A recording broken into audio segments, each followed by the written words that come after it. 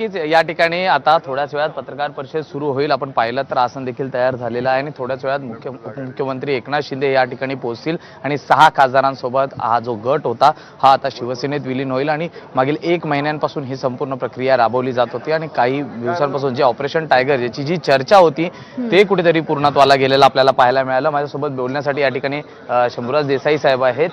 देसाई साहेब, काय सांगाल ज्या पद्धतीने हे ऑपरेशन टायगर राबवण्यात आलं आणि कितीतरी अडचणी या ठिकाणी निर्माण झालेल्या होत्या, मात्र ऑपरेशन टायगर हे सक्सेसफुली झालेलं आहे. मोठा संभ्रम निर्माण झालेला होता या संदर्भातला. नाही, हे बघा, आता एक थोड्याच वेळामध्ये या पत्रकार परिषदेमध्ये पक्षाची भूमिका आता स्पष्ट होईल.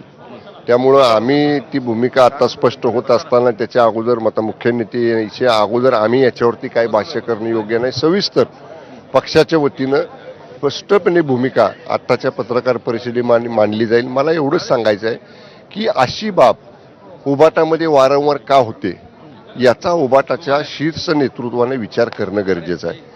आज खासदार महोदयांच्या मध्ये जे त्यांची जी स्टेटमेंट्स आली त्याच्यामध्ये त्यांनी काय सक्सेसफुल हो गया है सर,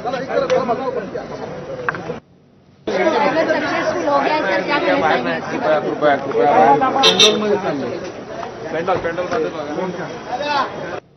हिंदी झालंय ना बाबा. चला तिघाला देऊन टाका एकच वेळी.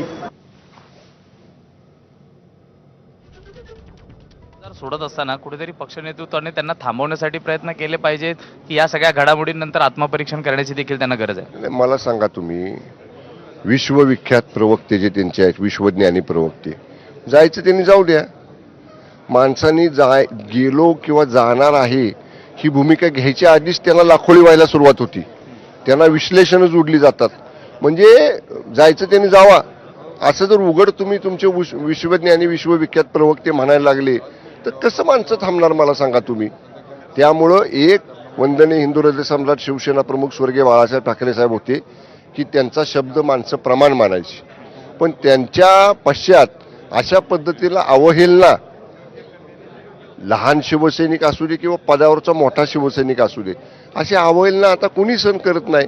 त्यामुळं याला कारणीभूत कोण आहे याचा पक्षाच्या मोठ्या नेतृत्वाने आता तरी संजय राऊतांवर आपला एक इशारा दिसत आहे. संजय राऊत ज्या पद्धतीने वक्तव्य करतात त्याच्यामुळे कुठेतरी आमदार खासदार हे नाराज होतात. खरं तर पक्ष सोडण्याआधीच खासदारांवरती संजय राऊतांनी टीका केली होती.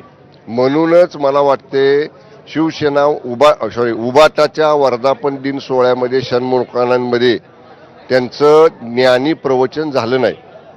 त्याचं कारणच हे असू शकेल की कदाचित ती सुरुवात झाली आता की कदाचित लक्षात उबाटाच्या नेतृत्वाचे आलं असेल की ह्याला कारणीभूत कोण आहे. आणि बघा तुम्ही